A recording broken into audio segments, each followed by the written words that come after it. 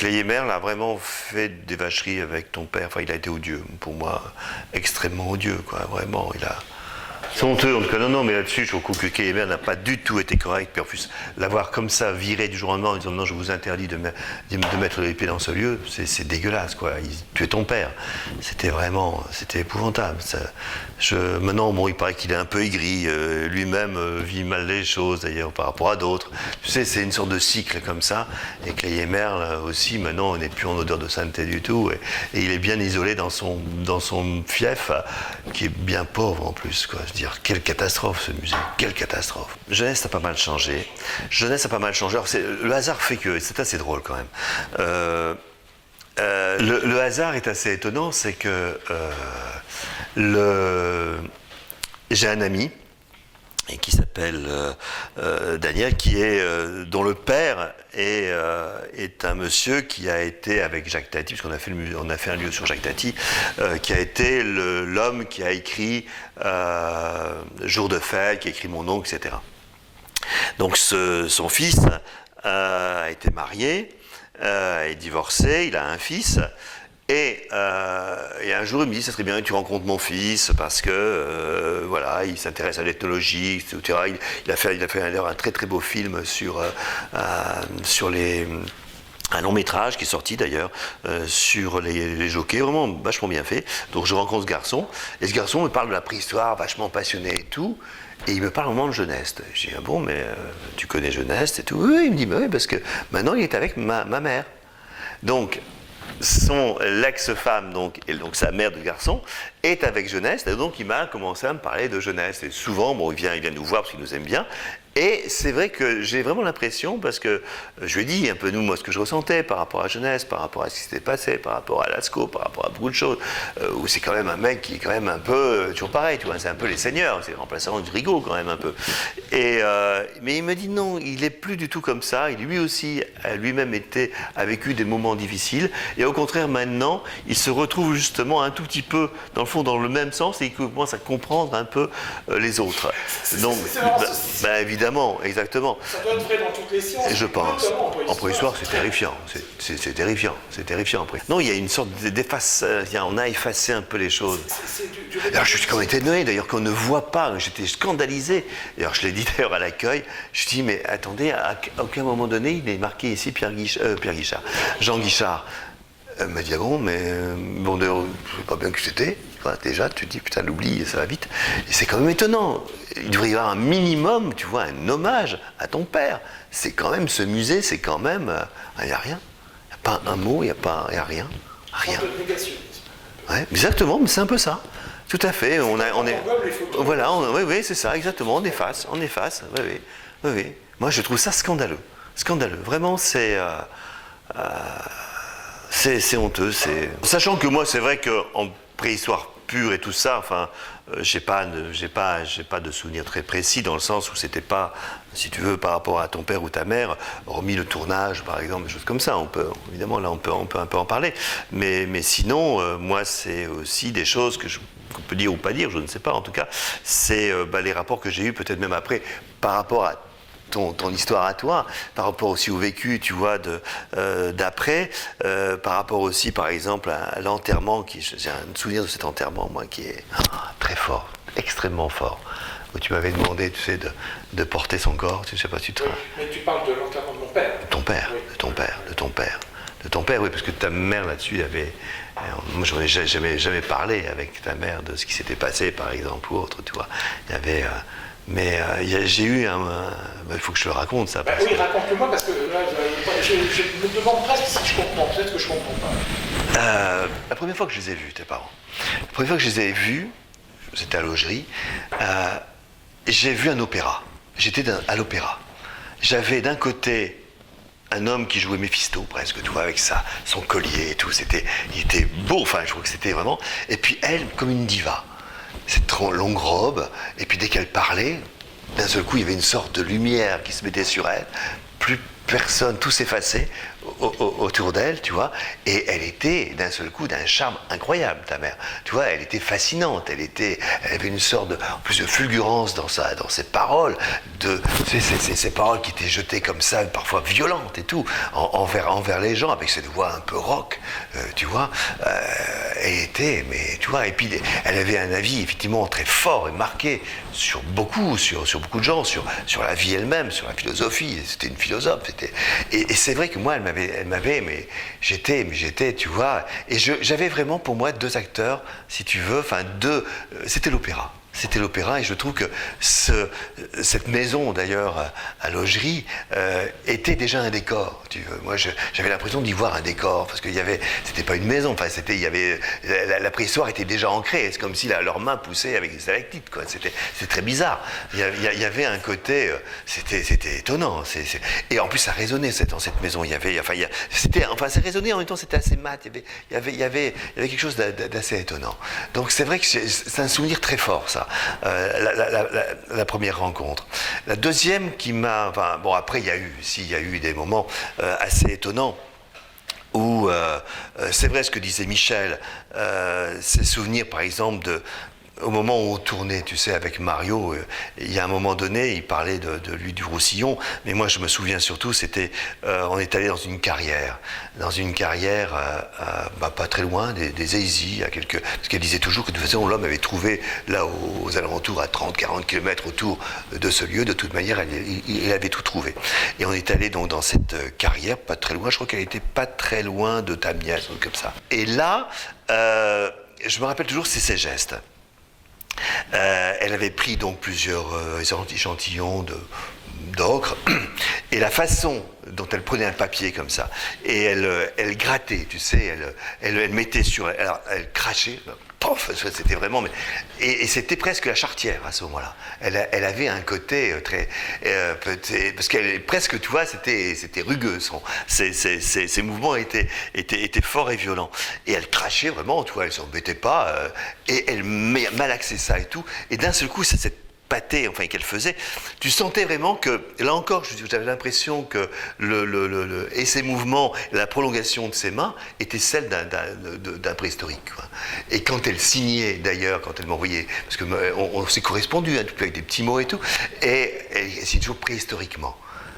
Ah oui. Oui, toujours Maurice Amitié, préhistoriquement. Et donc, c'est vrai, cette préhistoire était toujours chez elle. Elle était toujours très, très ancrée. Et je pense que... parce qu'elle m'avait aussi raconté qu'elle se trouvait laide. Hein, et elle me disait qu'elle avait été très belle. Et elle me disait qu'elle avait été très belle et elle avait des photos, mais qu'elle ne voulait pas les montrer. Donc je n'ai jamais vu ces photos de jeunesse, je ne l'ai jamais vues. Mais elle disait j'étais très belle, Maurice, j'étais très très belle. Et je lui avais dit j'aurais aimé être votre fiancée. Tu vois, parce que c'est vrai qu'il y avait elle dégageait tellement de charme. Et c'est vrai que...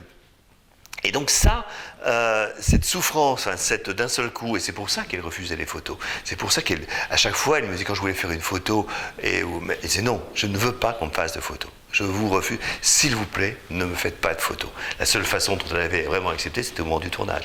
Et donc il y a très peu de photos. Bon là, tu as cette photo qui est magnifique, mais on n'a pas de photo d'elle. J'ai peut-être une photo qu'il faut que je retrouve, qui est sans doute très moche, mais qui est avec Mario. Ça, je dois avoir effectivement cette photo, une photo avec Mario où elle est là au moment du tournage. Mais bon, c'est dans le tournage, au moment où on tournait, tu vois, la remonte des ténèbres. Donc ça, c'était vraiment un moment des moments assez forts. Et après, bon, je me rappelle aussi de cette façon, donc, parce qu'elle m'a fait rencontrer un livre, enfin, c'est le film d'Edmond Haraucourt, Da. Et ça, c'est vrai que moi, si j'ai un regret dans ma vie, c'est pas avoir tourné Da en fiction, tu vois. Je trouve que c'est vrai que le truc d'Haraucourt était vraiment extrêmement fort.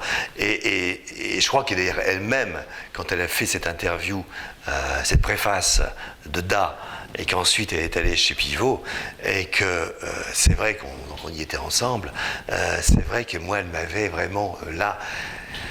la force, elle avait retourné tout le monde. Je ne sais pas si tu te rappelles la façon dont elle avait en plus harangué vraiment, en disant mais non, c'est pas comme ça.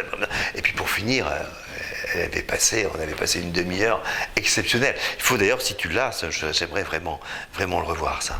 Je ne l'ai pas, mais je l'ai mis en consultation. Ça, je vais effectivement regarder sur... Il faut regarder Geneviève Guichard, je sais plus quoi. Ah, ça, je vais regarder. Parce que ça, c'est un souvenir extrêmement fort, extrêmement fort.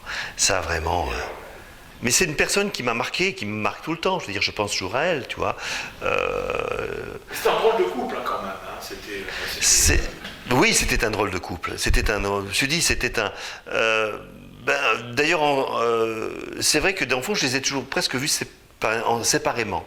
Bon, si t'entends manger comme ça, et quand elle faisait ses confitures ou ses conserves, qu'on allait, tu vois, dans les conserves, puis, bof, on allait prendre les cèpes, et puis on allait manger comme ça, chez toi, justement, et à la bonne franquette, et ça, bon, là, et là, c'était super. Mais j'ai trouvé que toujours, façon, que ton père était très effacé quand elle était là. Il avait une sorte de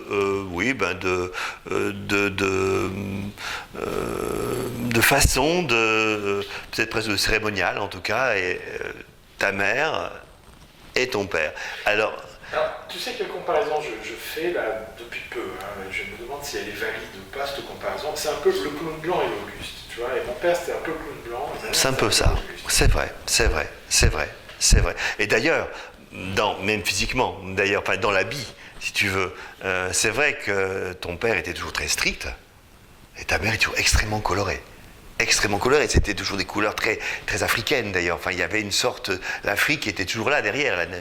Tu parlais de la Namibie, tout ça, etc. Mais c'est vrai qu'il y avait toujours, c'était très présent. Il y a aussi un autre truc qui me fait marrer, c'est que finalement, si tu regardes bien, mes parents se disaient de droite. Hein, oui, ça je me rappelle, oui. Et quelque part, ça colle pas trop bien non plus, tu vois. Et moi, les amis de mes parents... Ils étaient anarchistes. Pour moi, c'est des anarchistes de droite, mais des anarchistes. Enfin, oui, je crois qu'il y avait... Ils n'accordaient de réalité à aucun homme politique de toute manière, non, il y avait une admiration peut-être pour De Gaulle à un moment donné. Enfin, déjà, pour ton père, il était gaulliste. Mais hormis ça, je crois qu'il n'y avait pas pour la hiérarchie, pas du tout. Non, je crois qu'ils étaient vraiment pour moi anarchistes de droite. Tu vois, Parce qu'elle n'était pas politiquement correcte. Voilà, c'est ça. Mais autrement, non, moi je pense pas. Ils étaient très, je dis anarchistes de droite, certes de droite, mais pour moi plus anarchiste, tu vois. Ce qui était Mario aussi, d'ailleurs, enfin, toutes ces personnes, tu vois, ou des gens qui étaient effectivement, pour moi, politiquement incorrects. Mais c'était la provocation, c'est vrai. Il y avait beaucoup de provocation. Ben oui, bien sûr. Et puis... Une prise de position pour ferrailler. Oui, c'est ça. C'était pour ça. C'était ça. Recteur, quoi. Voilà, c'est ça. C'est ça. Oui, il y avait beaucoup de provocations chez eux. Mais bon, moi, je l'ai pas vraiment vécu, ça, parce que même avec Mario s'en foutait carrément, donc tu vois, on était plus dans la pataphysique avec Mario, et c'était beaucoup plus drôle. Et d'ailleurs, ta mère et ton père rentraient beaucoup là-dedans dans la pataphysique, parce que ça les faisait beaucoup plus rigoler, tu vois. Ça vraiment, et justement, même sur... Je me rappelle, à un moment donné, il y avait eu sur le suicide, toute une réflexion sur le suicide. Ouais. Et ils étaient assez pour en disant que voilà, que la vie dans le fond, on avait le droit de décider et que de toute manière c'était à nous à décider et que parce que je viens d'acheter Suicide mode d'emploi sur eBay en Suisse puisqu'il est interdit en France, 180 € il y a 15 jours. Je l'ai reçu en 15 jours. Tu vois. C'est marrant qu'on dise ça parce que je savais pas qu'ils étaient. On a eu une grande discussion par rapport à ça. Mais c'était par rapport à la pataphysique et par rapport à, je ne sais plus comment il s'appelait, le roi de la pataphysique, très très connu. C'est pas Alfred Jarry. Si, Jarry fait ça, Alfred Jarry. Si, c'est ça, Alfred Jarry. Et qui avait eu. Et c'était étonnant la façon dont elle en avait parlé, elle surtout. Donc, tu vois, pareil, avec beaucoup de provocation, d'ailleurs, en disant, mais de toute manière, on est libre, et moi, je déciderai de toute manière. Oui, quand je les ai retrouvés dans leur petite maison à Gonac, c'était assez bizarre, ça, c'était assez étonnant. C'est-à-dire, tu crois que... Petite, non, c'était grand. Oui, mais pour moi, elle me paraissait, si tu veux, enfin oui, c'était cette longère qui était assez sympathique, d'ailleurs, en plus, oui, magnifique et tout. Je garde de très bon rapport avec le proprio. Mais je les ai trouvés, triste quelque part, tu vois, que j'avais l'impression qu'ils étaient un peu, tu sais, comme on met des gens en détention quelque part, en disant, ben voilà, vous n'avez plus le droit, vous êtes là, comme dans certains pays, tu vois, de l'Est, où d'un coup on les met là, mais ils sont en surveillance, quoi, tu vois, surveillés, là, dans un lieu surveillé. J'avais vraiment l'impression de ça. J'avais l'impression qu'ils étaient quelque part bannis, exclus, tu vois, mis à l'écart. Et ça, j'avais vraiment, cette maison me paraissait comme ça, j'ai senti beaucoup moins rayonnant. Ça fait plusieurs fois qu'on dit ça. Hein, c'est ce que m'ont dit monsieur Lavaux aussi. Et donc, toi, tu vois... Je les ai vus exclus, ouais. Mais malheureux. Parce qu'il n'y avait plus de rapport, tu vois. La mairie n'était plus là, la préhistoire n'était plus là. Bah, elle était évidemment dans les têtes, mais elle n'était plus là. Le musée n'était plus là. Les amis, dans le fond, peut-être n'étaient plus moins là, en tout cas. Bref, ben oui, tu finis une vie, tu vois, d'un seul coup. Et je pense qu'ils ont... Moi, je crois que cette vie s'est accélérée à ce moment-là. Ouais, elle s'est vraiment accélérée. Mais en tout cas, moi, le souvenir que j'ai très très fort de ton père, mais c'est au moment de sa mort. Enfin, après sa mort. J'ai un souvenir très très fort de... D'abord, tu m'avais fait, j'avais été touché, en tout cas, parce qu'on avait eu là un grand moment où on ne se voyait pas. Et quand tu m'avais appelé pour me dire j'aimerais que tu viennes et pour porter le cercueil, ça m'avait vraiment extrêmement touché, parce que je sais ce que ça représente en plus en Dordogne et tout pour ça. J'avais fait aussi pour Marcel Ravida, tu vois, j'avais eu cet honneur, c'est un honneur. J'ai un souvenir de cette église. Et c'était en fin d'après-midi, quand on a ouvert les portes de l'église, il y avait le soleil qui était en face, mais qui illuminait tout, comme c'était parfait. Parfait, il était au couchant, c'était une lumière d'un seul coup, et ça je l'ai reçu comme lui, m'inonder de lumière, si tu veux. Et puis bon, il y a eu cette descente à côté, dans ce petit cimetière juste à côté, là, où on l'a enterré. Il faisait presque nuit. Il y avait ce vallon, et puis au fond, enfin une sorte de petite colline plutôt, et puis une petite maison en haut là. Enfin, je vois ça comme ça. Hein. Et d'un seul coup, alors que bon, c'était terminé, on était là, on attendait, enfin on parlait encore un tout petit peu, et d'un seul coup, là, dans cette petite maison, une lumière s'est allumée. Et c'est marrant, j'ai eu vraiment l'impression que c'était ton père. C'est étonnant, tu vois. Et après, on est reparti avec Isabelle. Et puis, c'était étonnant, on avait été marqués par ça. Elle aussi avait vu ça, on s'était parlé. Et on est rentré de nuit. Et on s'est arrêté d'un seul coup parce qu'il y avait un ciel étoilé comme jamais je n'ai revu. Avec une voie lactée absolument incroyable. Et là, on l'a regardé, on s'est arrêté avec Isabelle, et pendant au moins un quart d'heure, on a regardé, sans rien dire, les étoiles. Et on a dit, à la fin, on s'est dit, voilà. Et c'était vraiment l'impression, on n'a pas dit, c'est là où il est, c'est pas ça.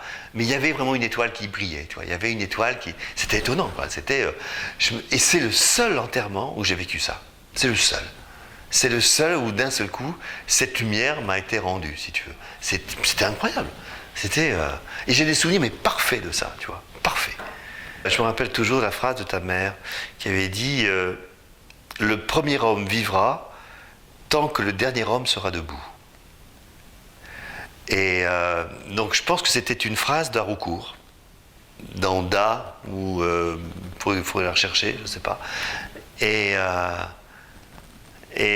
ça résume assez bien, d'ailleurs, je trouve, ce qu'elle...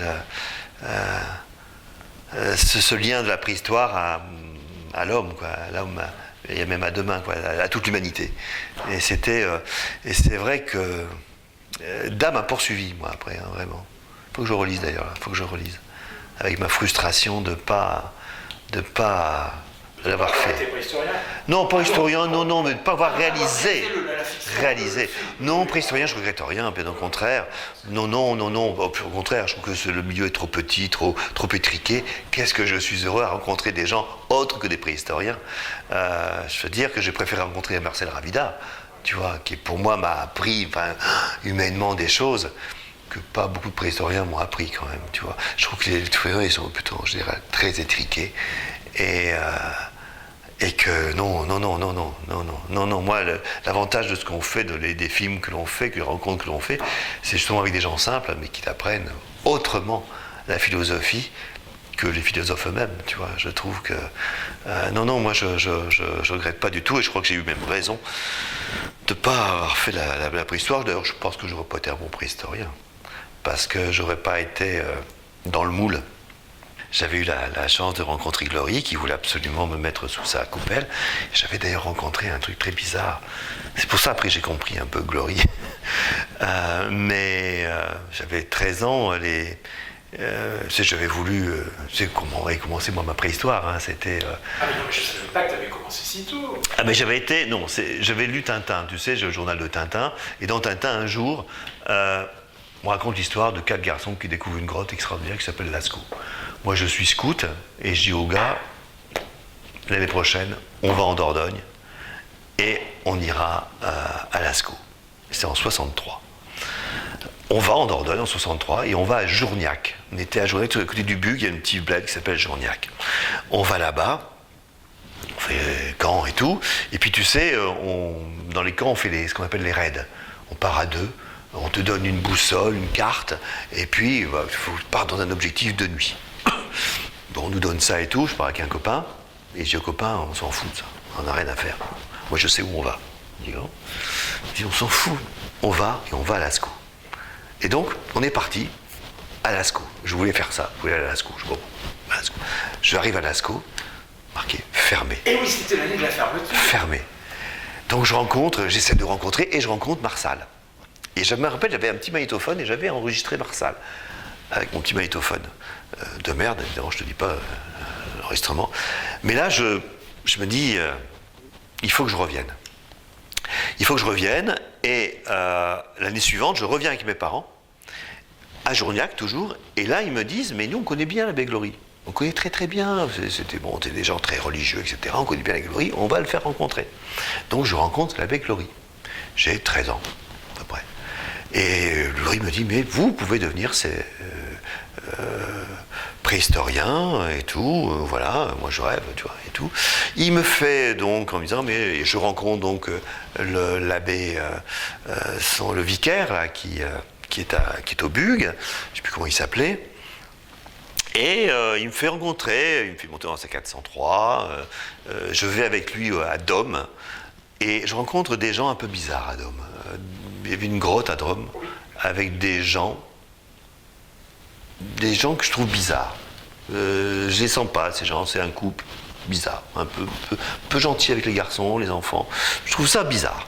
Et je me sens pas bien là, et je me dis, qu'est-ce que c'est que ce truc et tout. Enfin bref, je trouve ça bizarre.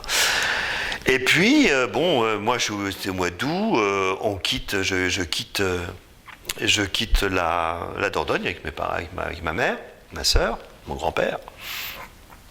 Et j'entretiens une petite correspondance quand même avec l'abbé Glory. Et puis on est au mois d'octobre, je crois. Et je reçois un télégramme des gens de Journiac qui me disent l'abbé Glory est mort. Accident de voiture, il est mort avec son filleul, enfin, je ne sais plus comment il s'appelait ça, le fameux vicaire, il s'est tué en voiture et tout. Donc là, je me suis dit, bon, ça y est, moi, je ne serai jamais préhistorien, quoi. J'aurais pu être préhistorien, je ne serai jamais préhistorien. Et c'est là où je décide, c'est pas grave, je serai cinéaste, et un jour, je ferai un film sur Lascaux. Et j'ai 14 ans, tu vois. C'est fou, hein. Et c'est là où, après, quand je suis en troisième ou en seconde, je me débrouille pour être guide à la grotte Enfin, je deviens guide à la grotte de Barabao. Tu étais guide à Barabao, toi ? Barabao. Je me suis dit, et là, je vois personne. Je me suis dit, mais putain, je vais vraiment pas faire d'argent. Hein. Je me dis, là, c'est pas possible. Je voyais 2 personnes par jour, avec le colonel Delfaux, un monsieur qui s'appelait colonel Delfaux, qui régissait tout ça. 3 jours après, le colonel Delfaux arrive, il me dit, écoutez, Maurice, vous ne voulez pas rester là. On a un problème à Proumessac. Le guide s'est blessé. Il faut en remplacer un, donc il dit, ici, il n'y a pas grand-chose à faire. Allez hop, je vous mets à Proumessac. Là, c'était autre chose. Là où moi, je voyais du monde. C'était génial. J'avais rencontré le père Français, celui qui avait découvert la grotte. Monsieur 98 ans, à ce moment-là, extraordinaire et tout. Incroyable. Que j'ai filmé avec ma Super 8 et tout. Parce que là, j'avais acheté une caméra et j'ai commencé donc à faire des films. Et grâce à cette caméra, après je me suis racheté une autre caméra grâce à l'argent, parce que ça me coûtait 15 francs par jour, tout compris, à Audrix, pour manger, dormir, enfin donc les 3 repas, matin, midi, soir, la chambre, 15 francs.